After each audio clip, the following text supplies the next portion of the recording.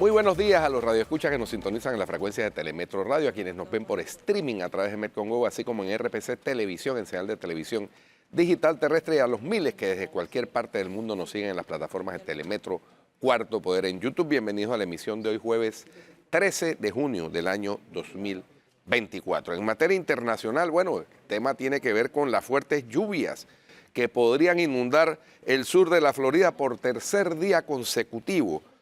Hoy jueves, amenazando con inundaciones más destructivas después de que las tormentas del miércoles transformaran las carreteras en canales y se filtraran en las casas. Y aún habrá más a finales de esta semana.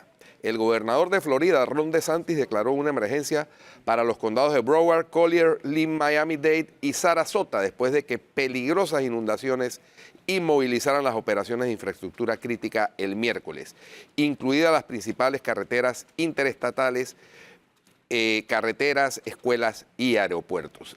Las advertencias de inundaciones están vigentes para ciudades como Fort Lauderdale, Miami y Naples hasta este jueves por la mañana, donde el miércoles cayeron entre 101 a 330 milímetros de lluvia en toda la región.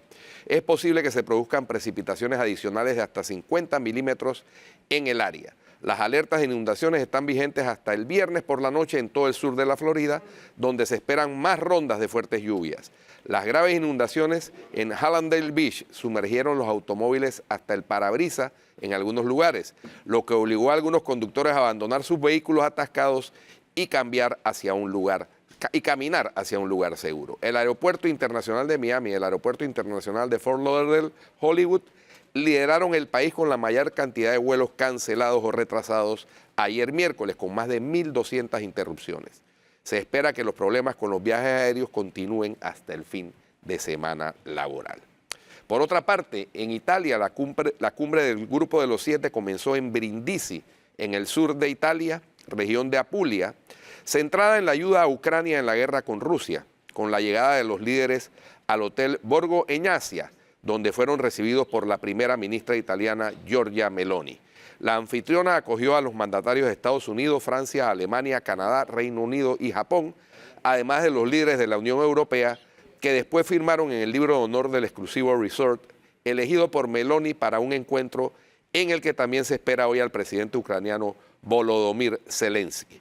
El presidente estadounidense Joe Biden fue el último en llegar a Borgo Egnazia con cierto retraso con respecto a sus homólogos, y finalmente la cumbre se inició a las 11:30 con la tradicional foto de familia.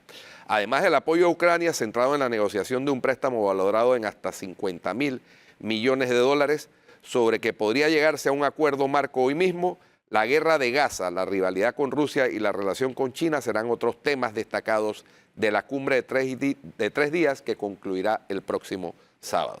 Y por último, acá en el continente, las Fuerzas Armadas de Bolivia controlan desde ayer miércoles algunas de las estaciones de venta de combustibles con el fin de frenar el desvío de diésel y gasolina para el contrabando en los países vecinos, mientras continúan las protestas sociales por la falta de dólares y por el incremento de los costos de los alimentos. Las estaciones de servicio en las principales ciudades del país cuentan desde esta madrugada con la vigilancia de varios militares, mientras se efectúa la venta regular de combustible y sin las filas que hubo hace algunos días. Ha habido un despliegue de militares para que puedan ayudar en el control de algunas gasolineras, confirmó el viceministro de Defensa Civil, Juan Carlos Calvimontes. El funcionario señaló que esa presencia es para hacer el control a los carros cisterna que trasladan combustibles y a quienes compran de forma que no hagan un carguío adicional de diésel o gasolina para la reventa. El costo del litro de diésel y gasolina en Bolivia es de 3.7 bolivianos, unos 54 centavos de dólar, menor al de los países vecinos, por lo que hay personas que aprovechan para revender esos combustibles en las fronteras y obtener algunas ganancias. En la víspera, el presidente boliviano Luis Arce indicó que la especulación y los intereses políticos personales ocasionaron problemas en la distribución normal de diésel y gasolina, junto al incremento de productos como el tomate, cebolla y arroz. El mandatario dispuso que se refuercen los controles en los puntos de frontera hacia Argentina y Perú para evitar el contrabando de alimentos de Bolivia hacia esos países. Además, comprometió todo el empeño del gobierno para garantizar el poder adquisitivo de la población. parece que en Bolivia tampoco hay chenchen, Flor. Bueno. Sobre, todo el mundo está como apestado, o COVID o influenza, empezando por Guido, ¿no? Así que... No. Exacto. Yo estoy tratando de salir de un resfriado, pero bueno. Pero con este frío es bastante difícil. Con este frío del estudio esto es terrible, bueno, pero está bien, ahí Bueno, vamos. nos acompaña el infectólogo Xavier Sáenz. Vamos a hablar sobre influenza COVID, cómo se diferencia influenza de COVID y de otros virus respiratorios que están dando. ¿Hay manera de diferenciarlos si no es haciendo una prueba específica? La forma definitiva es haciendo la prueba. Muchas veces los síntomas son comunes, son parecidos, ¿no?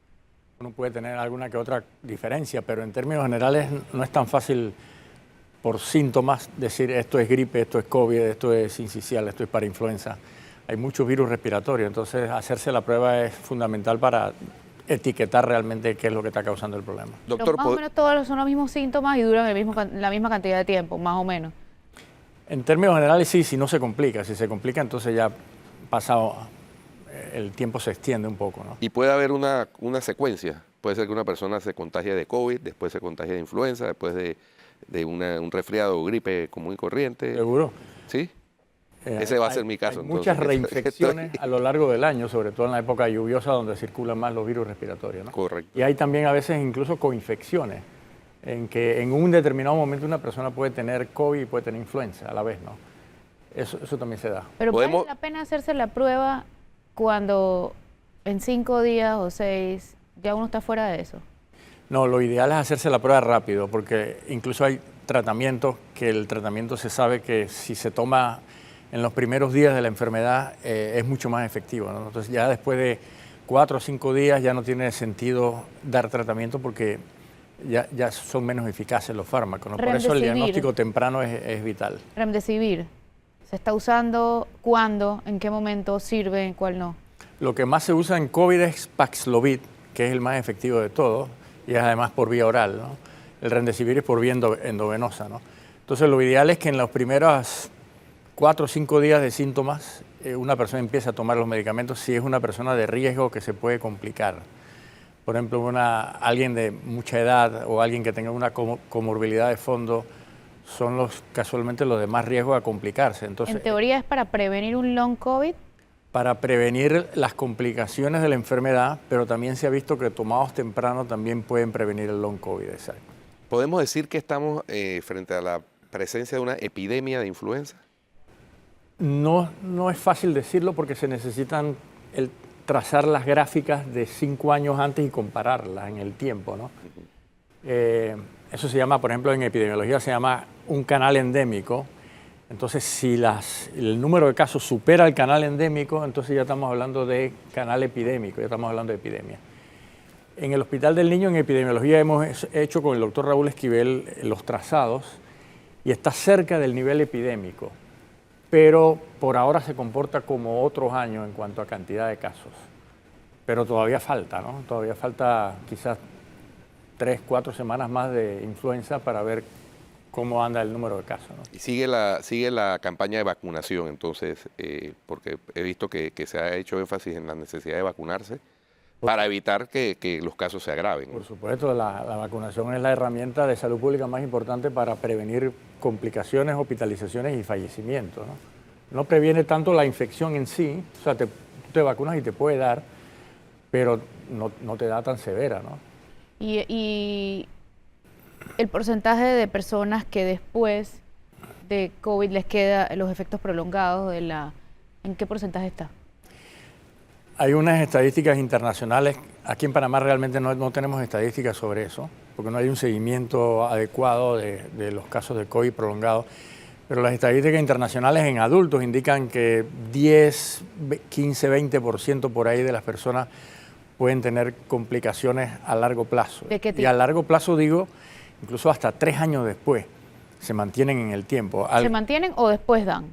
No, se mantienen. Algunas remiten, otras se hacen de forma intermitente y otras a los 3 años todavía hay personas que tienen manifestaciones de long COVID que pueden ser pulmonares, pueden ser renales, pueden ser neurológicas, mentales, etcétera, ¿no? Pero es entre el 10 y el 15%, no es que es un número tan Los le va. los datos más convincentes indican de que anda por ahí la cosa, ¿no? Y quizás en niños es un poco menor, pero también se ha visto en niños, ¿no? Y la frecuencia del long COVID se ve más con la enfermedad severa. Si una persona, por ejemplo, fue hospitalizada por COVID, tiene más probabilidades de tener un long COVID que si no fue hospitalizada. Claro, y hay que vacunar incluso cuando las personas están enfermas. Es que depende de la enfermedad que estemos hablando, ¿no? Porque muchas veces, por ejemplo, las personas tienen un resfriado banal, común y corriente, que es causado por otros virus, y entonces se le niega o se le dice que no, mejor no vacunarse. No, hay que evitar las oportunidades perdidas en vacunación, ¿no? Así O sea, que, pero a un niño, por ejemplo, si está resfriado o tiene fiebre o lo que sea. si tiene fiebre muy alta, 39, 40, se prefiere diferir la vacunación para cuando ya remita la fiebre, ¿no? Pero si solamente tiene síntomas respiratorios menores, la persona debería vacunarse en ese momento. Y entonces a los mayores de 50 años también se les aplica la vacuna del neumococo. Sí. ¿Esa es una vacuna que necesita refuerzo o es una sola vez para toda la vida?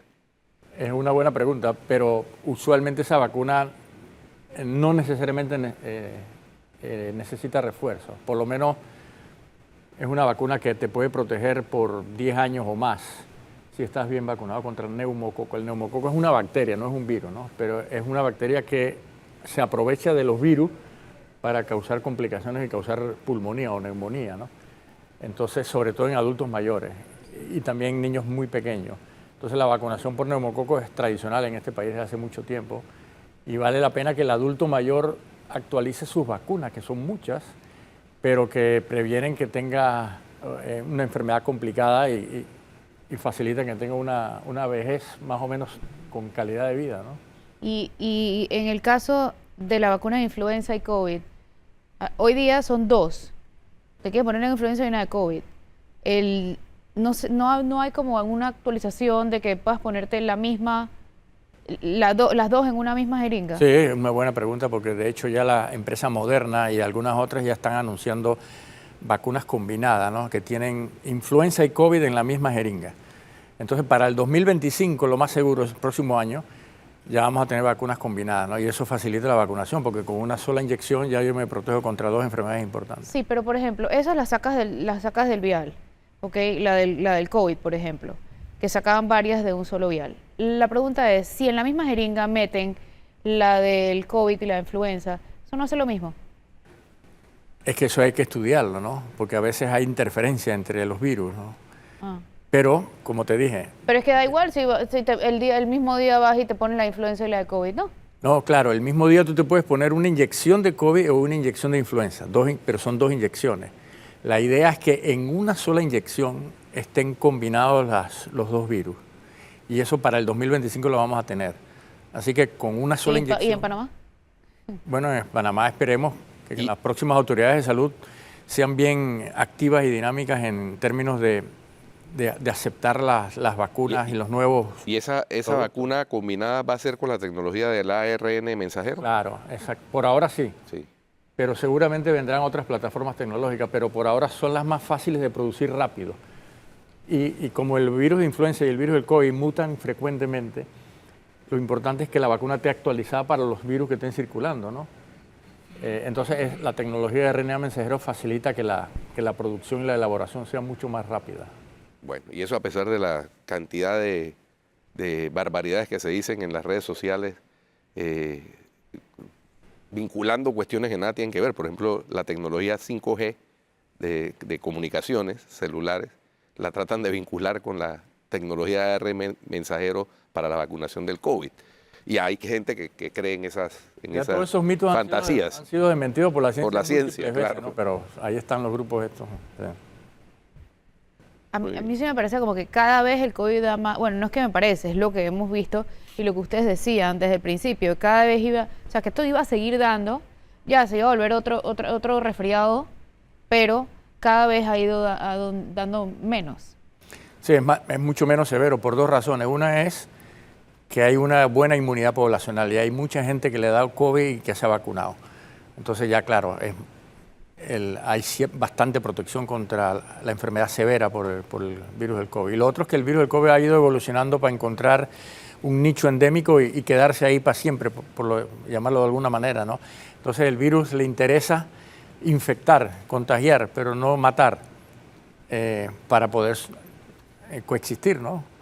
Entonces se ha hecho un Los poco síntomas menos no son menos los severo. mismos ya de antes tampoco. Tienden a tener más infección respiratoria alta, dolor de garganta, fiebre, dolor de cabeza, tos, pero Pecho apretado. Pecho apretado, pero no tanto neumonía y complicaciones de otros órganos, ¿no? O sea, hoy día de los que se infectan, ¿cuántos se complican?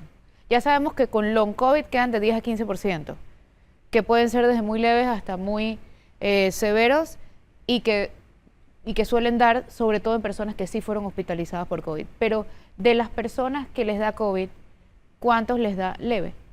La mayoría. Ahora la mayoría, sí. Por la inmunidad poblacional y porque el virus se ha hecho menos agresivo con el tiempo. Bueno. Entonces, conclusión, no sabemos si tenemos COVID. No sé si Guido tiene COVID, influenza o resfriado. Esa es la conclusión. No, la única forma es hacerse la prueba. La ¿no? prueba. No hay otra forma. ¿Sí? Pero ya para qué tiene como 2 semanas así. No, o sea, exagerada, Flor, por Dios. No, eso es el tiempo es importante, el diagnóstico, ¿no? Porque ya después de cierto tiempo ya las pruebas diagnósticas se hacen quizás negativas, ¿no? Sí, seguramente. Bueno, Miel con limón, pa' Guido. miel con limón y infusión de hojas de eucalipto. Buenísimo, me despeja todos los pulmones. Sí, se nota, mira cómo estás despejadísimo. No, aquí lo que pasa es que el frío del estudio, no Ay, hay manera de despejarse. Qué barbaridad. Bueno, muchas nosotros gracias, vamos a un doctora cambio. Sáez Lloren, por Ya atender volvemos. la invitación. A la orden. Ya regresamos en Cuarto Poder.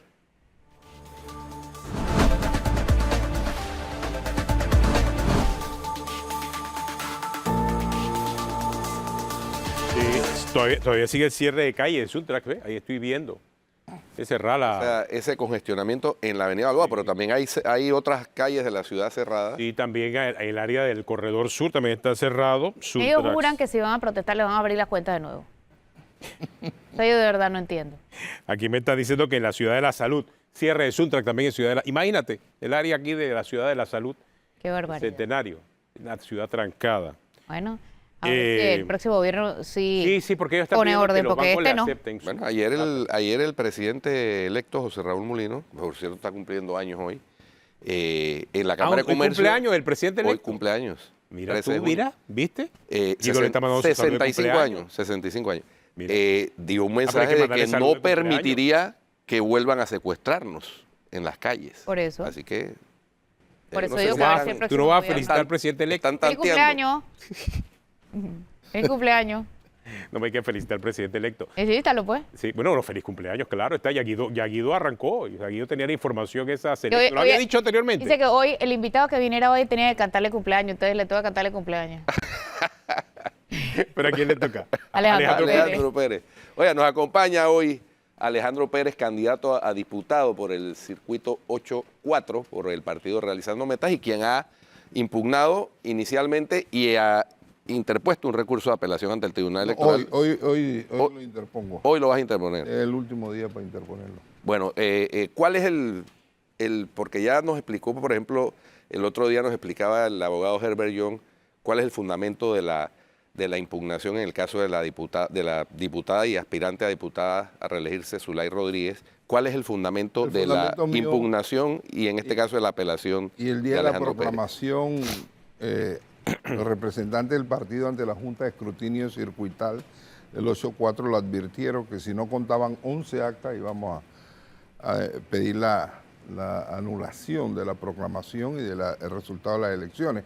Pero además, en el análisis de las 356 actas nos dimos cuenta que había 14 actas con inconsistencias aritméticas insalvables. O sea, entonces son, para entender, Son 11 que no se 11 actas contaron. que no se contaron y 14 que hay irregularidades. Sí, ¿Por qué no se contaron esas actas, las 11? Porque el presidente no le dio la gana y se lo advertimos, usted tiene que contar todas las actas.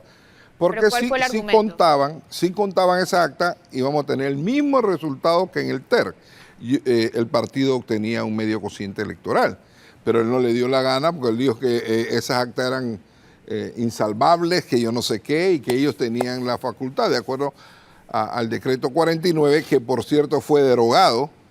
Ellos tenían la facultad para decidir no contar actas. O sea, él ¿Y se con qué pasó argumento por los dijeron? forros la voluntad popular y él decidió qué contaba y qué no contaba.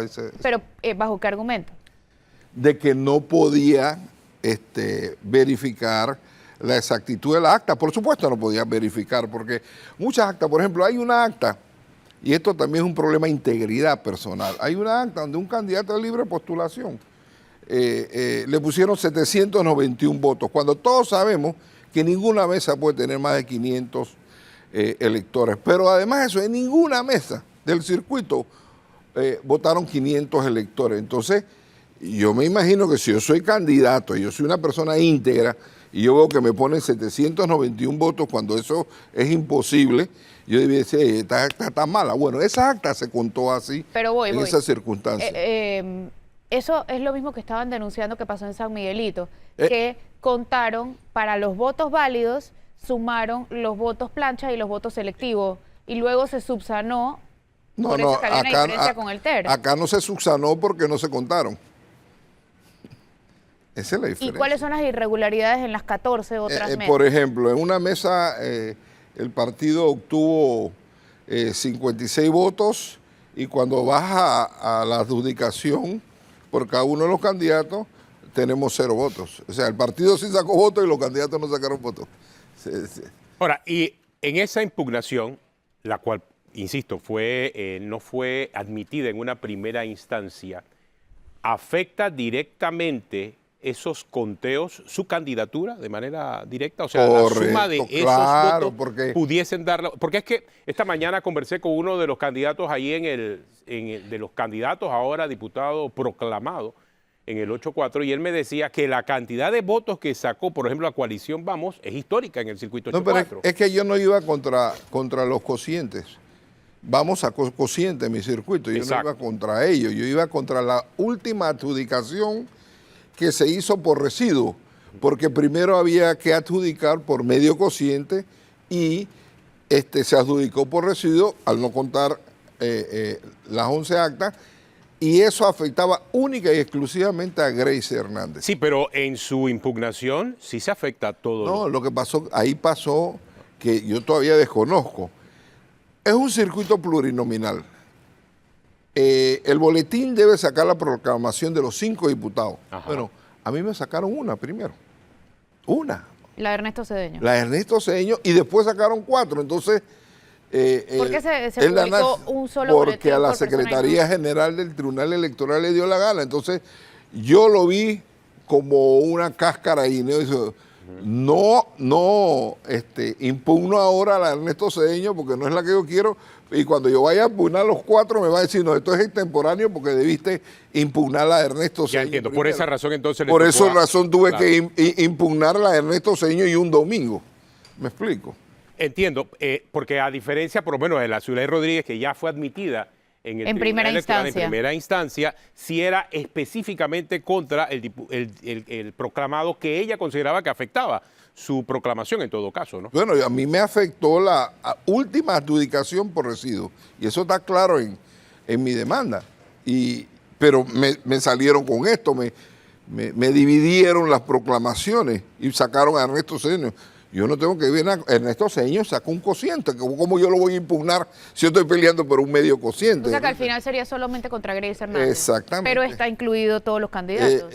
No, lo que pasa es que por razones de lo que ya expliqué, por la división que hizo la Secretaría General del Tribunal Electoral, yo tuve que impugnar apenas que salió el primer boletín informativo. Pero mira, déjame explicarte cómo esto funciona. Cuando te llega una demanda de nulidad, tú lo único que ves al principio es si cumple o no cumple con las formalidades de ley. Y si cumple, llamas a una audiencia. O sea, en la audiencia nosotros expusimos nuestras pruebas. En la audiencia nosotros vamos a motivar nuestras pruebas, vamos a defender nuestras pruebas, vamos a practicar nuestras pruebas. Incluso yo tenía pruebas testimoniales y periciales. Es en la audiencia donde se tiene que evacuar el problema de fondo de mi demanda de nulidad. Lo único que hay que ver en esta etapa inicial de admisión es que si cumple o no cumple con las formalidades de ley y llamar a una audiencia. ¿Y el juzgado electoral que rechazó la impugnación, con base en qué rechazó la impugnación o no admitió la impugnación? Mira, el juzgado electoral, y la verdad esto me da pena, yo hace 30 años fui abogado de Popi Varela y lo hice diputado. Yo tengo experiencia en materia electoral. A mí me dio risa porque en el domingo usted dice que yo soy abogado, que no pierdo ninguna. El Rackety el martes perdió una. Yo no la perdí, yo no era el abogado, yo era el cliente. O sea, esto no pierde una. Pero no la hemos perdido porque es una decisión inicial. Pero mira, la norma electoral dice que tú tienes que rechazar por inadmisible una demanda. Y esta muchacha puso en su resolución que ella negaba la demanda. Negar la demanda ni siquiera está contemplada en el Código Electoral. O sea, me da pena porque la jueza ni siquiera se conoce el artículo 475 del Código Electoral que dice por qué debe rechazar la inadmisibilidad de una demanda. Ella se fue a discutir una cosa que no tiene Ahora, ningún sentido. Licenciado Pérez, ¿dónde estaba el jurado de mesa de RM? No estaba. No estaba. No ¿Por estaba. Porque O sea, él no firmó a eso satisfacción. se le dio la responsabilidad a un candidato y eso es un guacharra. No, cuéntenos, ¿cómo pasó eso? ¿Cómo pasó eso? Porque es que ese pasó, punto es delicado. Esas cosas pasan. Ajá. Pero aquí volvemos al tema de la integridad. No, vamos a volver al tema de que No, esas vamos a cosas volver al pasan. tema de la integridad. No. ¿Qué pasó con el Si yo jurado soy de RM? un candidato de libre postulación y yo abogo por la transparencia, la honestidad y todo, ¿De quién y está hablando entonces a directamente? mí me adjudican 791 votos en una mesa donde no puede haber más de 500 Dígame votantes, ¿de quién se yo me refiere? paro y digo, hey, señores, esto está malo. ¿Pero de quién está hablando? ¿De quién, de qué? 791 votos, ¿a quién se lo dieron? Uno, es que no recuerdo el nombre, pero fue de libre postulación. No recuerdo el nombre. Ahora, pero fue de el libre asunto postulación. es que el jurado de mesa de RM No estaba. no estaba pendiente de Hicieron fiesta, cambiaron acta. Mira, hay una muchacha. Pero, y RM, ¿Qué? o sea, no había ningún representante de RM No allí. había ningún O representante. sea, Ni en la cuando Junta ya vieron- Circuital. ¿Por qué? No, en la Junta Circuital En sí la Junta había. Circuital, sí. Por eso se lo advertimos a ellos. Todo esto está preñado, señores. Esta acta está preñada. Y aquí viene el viejo adagio. Un acta vale más que un voto. Sí, pero es que no estamos hablando de cualquier circuito, ojo, porque usted está allí no representando a cualquier persona. Es a Ricardo Usted Martinelli. está representando al No, presidente del partido Eso realizando fue- eso- meta. sí, pero eso fue un error del partido. Yo no voy a abundar sobre eso. Lo que sí te puedo ¿Cuál fue decir un error del partido? es que no hubiera alguien en esa Claro. mesa en ese momento. Fue un Pero error estaban del pendientes de partido. las actas del Exacto. presidente del Y partido. entonces los independientes y Moca hicieron fiesta. Hicieron fiesta. O sea, Y eso lo sabe Ricardo Lombana. Él sabe que las actas estaban preñadas. ¿Tú sabes por qué? Porque yo tengo las grabaciones de espérese, Grace pero usted me está Hernández. diciendo que hicieron fiesta en el circuito en donde Claro. está la candidatura del señor Ricardo Martinelli. Y José Hicieron Raúl Mulino. fiesta. Le han robado los huevos al águila. Ah, sí. No puede ser, hombre. Pero Te estoy espérate, diciendo, hicieron sí. fiesta porque- Alejandro espérate. Pérez, Es que hombre. Pero interrumpiste sí es un momento verdad. importante. Claro. Interrumpiste un momento importante porque él dijo, yo tengo audios de Grace Hernández, ¿qué? De Grace Hernández diciendo que sí no se contaron las actas, que diciendo que sí había irregularidades en las actas. Yo tengo, es más, Y bueno, lo eso aportamos, es- lo aportamos como prueba. Pero- si ella Los audios públicos. a confesión de parte, Todo tipo de relevo de prueba. No, qué pinchazo. No, pregunto, pregunto. Son públicos porque es de conocimiento notorio y público que ahí en ese circuito hubo 11 actas que no fueron Y demoraron ejecutadas 4 días. porque tenían inconsistencias insalvables. Insalvables. Exactamente. Exacto. Eso es un hecho Pero notorio y público. sí, mira, a José Raúl Mulino lo proclaman a las 6 de la tarde y Perdóneme. hace la llamada. Perdóneme que me ría, pero insisto, o sea, ¿cómo es posible que en el circuito del señor Ricardo Martínez haya pasado eso? Sí pasó. O sea, de verdad, de verdad. Pasó, pasó. Aquí no estamos hablando Pero de entonces, cualquier y no cuenta la persona. integridad de los otros miembros de la Junta. Wow. No cuenta la integridad de los que estaban en la mesa. Estamos hablando de gente No, que eso más el que hecho ganaron, de que el jurado de mira, mesa de RM tampoco estaba pendiente de esas libre, fallas. libre postulación, o sea, libre postulación ganó masivamente en todo el circuito 8-4. Eso es innegable. Le No, quitaron- fue histórico, por eso Sí, le hablaba de que sí. fue histórico el resultado. Pero Histórico. libre postulación entre esos postulados está de que son transparentes y honestos.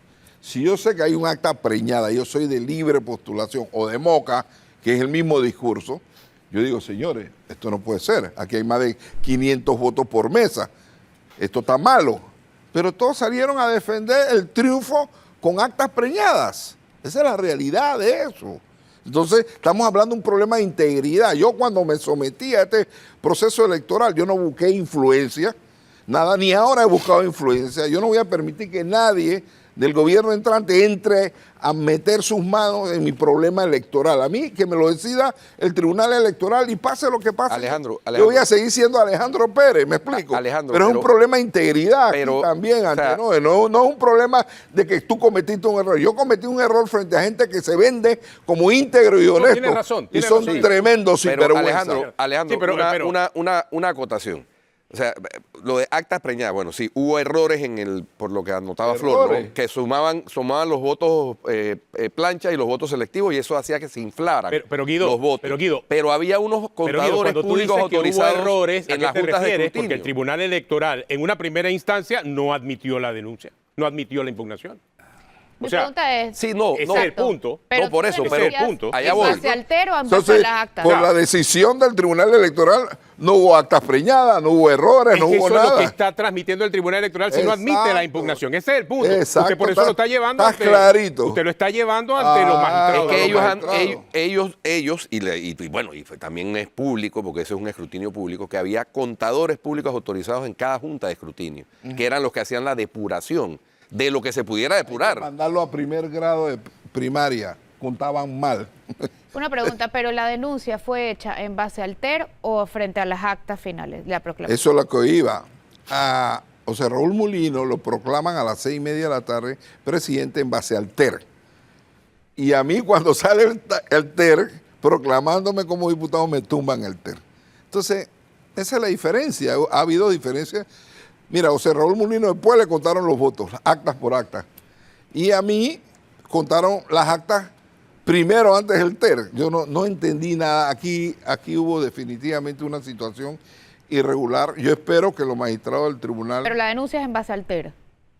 No, la denuncia es en base a las actas. A lo que nosotros denunciamos a las actas que se usaron en las proclamaciones. Sí, es que no se usaron. Sí, el primer cuestionamiento es, señores, cuenten las 11 actas que faltan. No las quisieron contar, entonces los delegados nuestros ante la Junta Circuital le dijeron, señores, nosotros vamos a demandar la nulidad si usted no cuenta las actas. Y entonces ellos dijeron, no la vamos a contar en base a un decreto 49, bla, bla. Y resultó que el decreto 49 estaba derogado. Está derogado. Así que vamos al Tribunal Electoral. Usted estaba corriendo por RM y por Alianza también. No. Solamente por RM. Sí. Solamente por como RM. Suplente de Ricardo Martinelli, que quedó como principal. Exactamente. ¿Para qué quiere ser diputado? Para llevar a cabo el proyecto político nuestro. O sea, el proyecto político nuestro es traerle prosperidad a este país. Por eso a veces, y me encantó un tuit de Ricardo Martinelli ayer donde dijo que el plan de gobierno nuestro es positivo, es esperanzador y todo eso, porque eso es lo que nosotros queremos. Nosotros no estamos aquí, el partido realizando metas, para describir la realidad. Nosotros sabemos cuál es la realidad. Pero el señor Mulino ayer dijo que no había plata. Pero eso no significa nada, Nosotros no venimos aquí a describir la realidad, nosotros venimos a transformarla con un plan de gobierno para traer prosperidad a nuestro país. O sea, que el Chenchen sí va. Claro.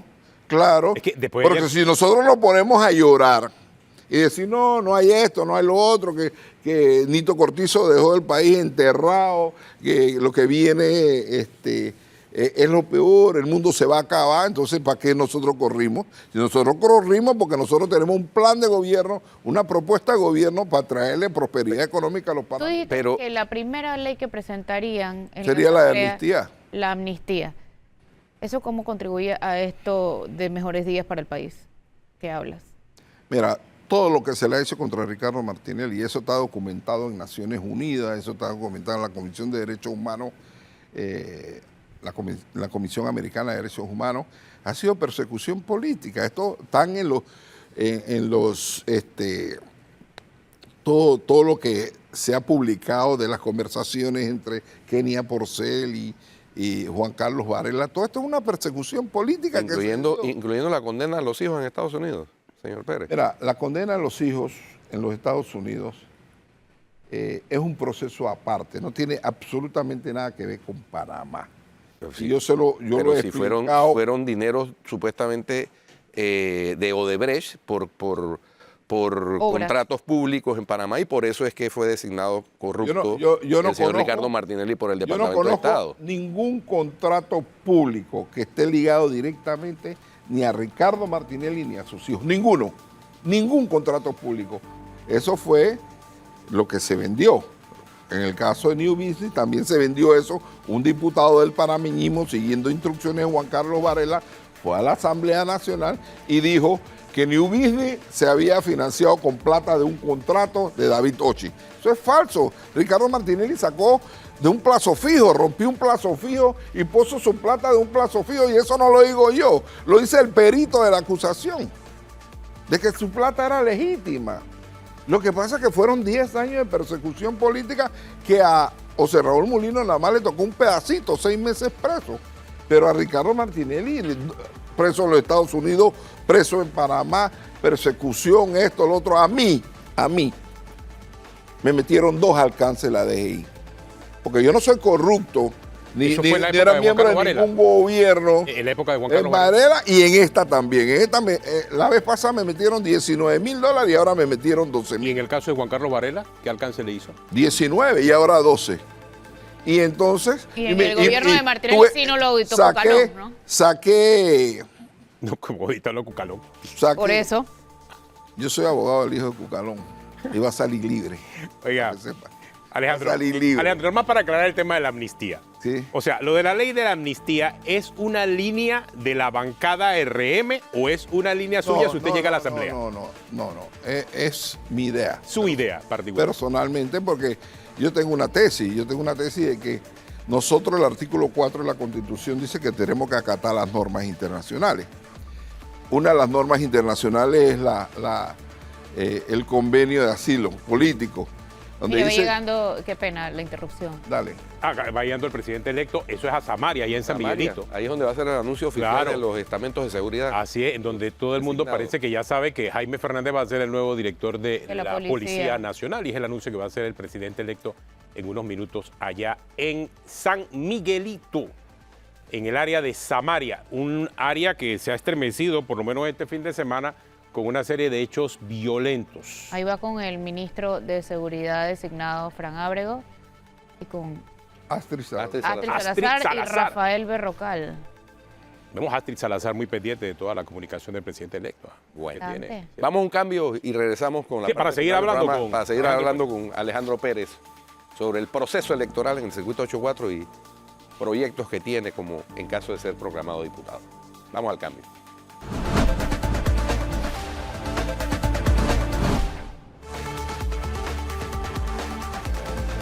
Bueno, continuamos aquí en Cuarto Poder. Parece que ya se ha liberado la mayor cantidad de las calles después de las protestas de Suntra que esta mañana, hacia las 8:50. Así que ya puede transitar libremente. Vamos a ver qué pasa después del 1 de julio con esas protestas en las calles. Igual, yo tengo una pregunta para el señor Alejandro Pérez. ¿Qué va a pasar con el señor Ricardo Martinelli después del 1 de julio? Muchos dicen que él no se va a quedar ahí asilado en la Embajada de Nicaragua. De hecho, Camacho dijo aquí en este programa que el 1 de julio Ricardo Martinelli iba a salir a ver quién se iba a atrever a agarrarlo. Bueno, Camacho tiene una bolita de cristal que yo no tengo. Yo siento que hay 5 formas, y ya yo lo he explicado, de que él pueda salir de la embajada bien. Una es el indulto, la otra es la amnistía, la otra es un amparo, la otra es una rebaja de pena y la última sería la revisión, que es la más larga, una revisión. Pero, ¿y la opción del salvoconducto? No, el salvoconducto sería una decisión para sacarlo del país. Yo estoy hablando para solucionar el problema raíz y que salga. ¿Me explico? Esas serían las 4. O sea, usted como abogado del señor Martinelli no le está recomendando que salga el 1 de julio de la embajada. No. Se mantenga que salga bien, o sea, que salga con una decisión. Eso de que salga a lo Camacho y que sale a asistir a la toma de posesión de José Raúl Mulino. Yo te confieso que conociendo a Ricardo Martinelli eso puede pasar.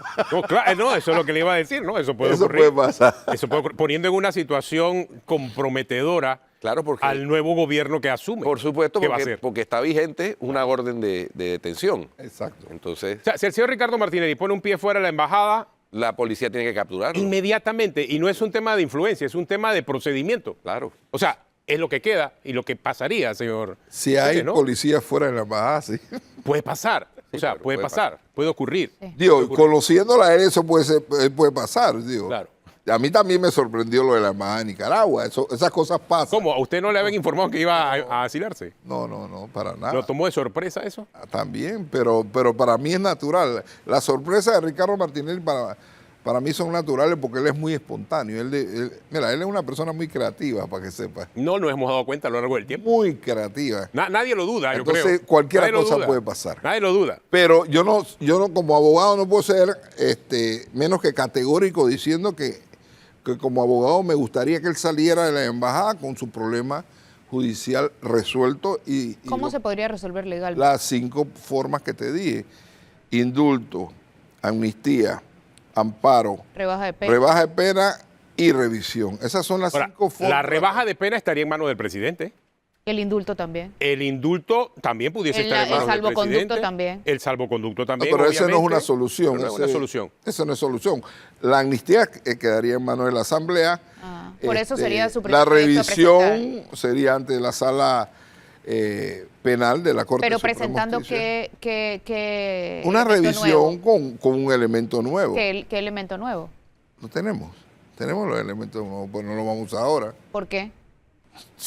Por favor. Lo que no quiere es decirlo en este momento, yo creo. No solamente No, decirlo. no quiere usarlo. no en lo este Ahora, vamos a momento. usar Alejandro, usted, Lo quiere usted, usar después del 1 de julio. No, correcto. usted planteó hace un rato, en el bloque anterior, que no llegan al gobierno para, digámoslo así, para decir la cruda verdad franca como está, al estilo de Winston Churchill, que acuñó aquella célebre frase de que solo puedo prometerles sangre, sudor y lágrimas, sino para ofrecer esperanza. Correcto.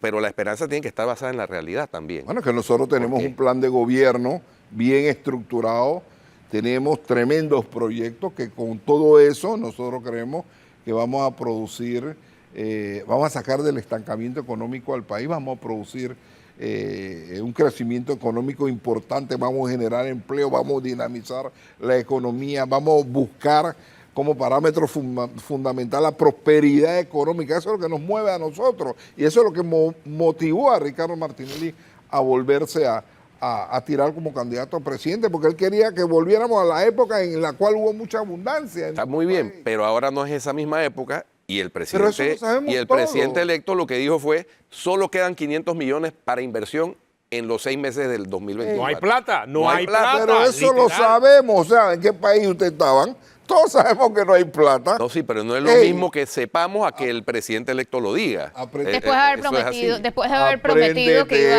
dar... Chen, chen, Aprende chen, chen en esta el bolsillo. frase. No se trata de escribir la realidad, sino de transformar. Sí, no, de acuerdo. Y nosotros estamos en ese tren de transformación.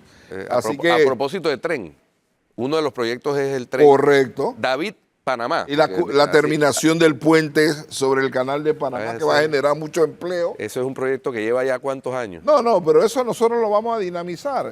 Además, ese proyecto es llave en mano, o sea, que de eso no depende las arcas del Estado, ese es llave en mano. Nosotros somos una fuerza... Oiga, a ver, usted está diciendo, y lo ha dicho varias veces en la entrevista, nosotros. Si usted no le admiten la impugnación por parte del Pleno del Tribunal Electoral, ¿qué va a hacer Alejandro Pérez? Bueno, mira. ¿Tiene algún puesto en el gobierno? ¿Qué va a pasar? no, yo soy Pero él abogado, dijo que por mérito se ganaba 10 ministerios al por mes. supuesto. Dime cuál de esos ministros fue torturado durante la dictadura militar. A ver, ¿cuál de esos ministros fue? ¿Pero qué tiene que ver No, eso? pero eso Eso es mi mérito. ministerio. Ese es mi mérito. ¿Tú crees que yo fui secretario general del Seguro Social cuando en Dara? Fui viceministro. ¿seguro? Sí. Seguro. Fui viceministro y viceministro de gobierno y su director de la Caja del Seguro Social. le tocó los con primeros. Mireya. Le tocó los primeros, las primeras peleas de Suntra. Me acuerdo en frente de No, sí, sí, Multicentro. no, que estaba en nadie Constitución lo duda, nadie en lo frente duda. de Multicentro, allá fue Alejandro Pérez a tratar de dialogar con Saúl Méndez y Genaro López. Totalmente. en aquella época. Es de ese grupo, Sí, él sí, los sí, conoce muy bien. Mira, te voy a decir una cosa que nos ocurrió con Endara hablando del escenario tétrico en que estamos encontrando el país. Cuando nosotros llegamos al Seguro Social, había comida para 2 días y nada más era arroz y frijoles. Cuando Lucho Moreno entró al Banco Nacional, se encontró que de los 900 millones de dólares que estaban registrados como depósitos, habían 9. Y nosotros nos callamos la boca y empezamos a trabajar para resolver ese problema, al punto que Endara nos llamó a todos los funcionarios públicos, a todos les voy a rebajar el salario. Y de esa rebaja, ese porcentaje, todo lo vamos a meter a los depósitos del Banco Nacional. De 900 millones en depósitos. ¿Sabes cuántos panameños tenían depositado esa plata?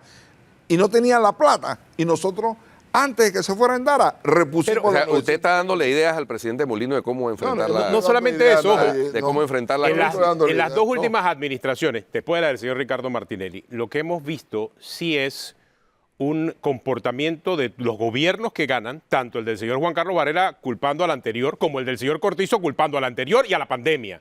O sea, ese ha sido el comportamiento. Eso es cierto lo que usted está planteando. Sí. O sea, usted lo que nos está describiendo esta mañana es que el señor Molino no viene con eso. No sé si con qué viene Molino, pero Molino tiene un programa de gobierno, Molino tiene un plan de gobierno que nos fajamos como 2 meses estructurando ese plan de gobierno. Tenemos proyectos, tenemos muchas cosas que realmente lo que nosotros... Nos fajamos, usted estuvo ahí entonces. Claro. Yo le conseguí votos a Molino en mi circuito para que fuera presidente. Pero como que no jaló los votos que él obtuvo, ni la mitad de los votos de los que Molino obtuvo. Los diputados sacamos la mitad de los votos que obtuvo José Raúl Molino para presidente. En el 8-4. En el 8-4, sí. Lo que pasa es que para diputados fue una avalancha de votos. Sí, claro, el voto independiente fue muy notorio. Y él lo ha hecho ver también. Sí, pues el voto plancha también, que fue una cosa ilegal también. ¿Para qué decir eso? Pero de que sacaron los votos. Mira. Es que esa no hay duda. Sacaron los votos. De que el electorado envió un mensaje al escoger a una bancada independiente fuerte, de eso no hay duda. Se puede discutir si fueron más o menos, pero de que obtuvieron los votos, obtuvieron los votos. Alejandro, otro mensaje que ha mandado el presidente Molino, presidente electo Molino, muy claro, es que no va a haber plata para vagabunderías en la Asamblea. Porque es que, o sea, de 50 millones de dólares, que era el presupuesto de la Asamblea, cuando en la administración de Ricardo Martinelli, ha subido a 250. Para muestre un botón. Les importó muy poco y hasta se volaron la ley de responsabilidad fiscal este año. Les dio igual. Y así lo dejan. Sí, pero yo lo que siento es que los problemas de la Asamblea deben resolverlos los propios diputados. Es así. Por eso me encantaba la idea de Luis Eduardo Camacho como presidente. Me encantaba porque lo puse en pasado. ¿Todo tiempo pasado qué? Me encantaba la idea. Ya. Ahora le encanta la realidad. ¡Qué barbaridad! Me encantaba porque Luis Eduardo Camacho iba a ir a la Asamblea a hacer cambios, sin lugar a duda. Iba. Todo lo estoy oyendo en pasado. Sí, exactamente. Lo están mandando. Va a hacer cambios. Está mandando un mensaje. Ahí. Va a hacer cambios. Pero a nosotros también se nos acabó el tiempo aquí en el programa. Sí, pero los diputados que resuelvan los problemas de la Asamblea, ese es un poder del Ahora, Estado. pero hay antes de terminar, hay un elemento importante. Una amnistía para el señor Ricardo Martinelli a través de la Asamblea solamente se lograría si Luis Eduardo Camacho es presidente de la Asamblea. Eso es correcto. Bueno, también es cierto. Pero bueno. ¿Listo? A nosotros también se nos acabó el tiempo acá.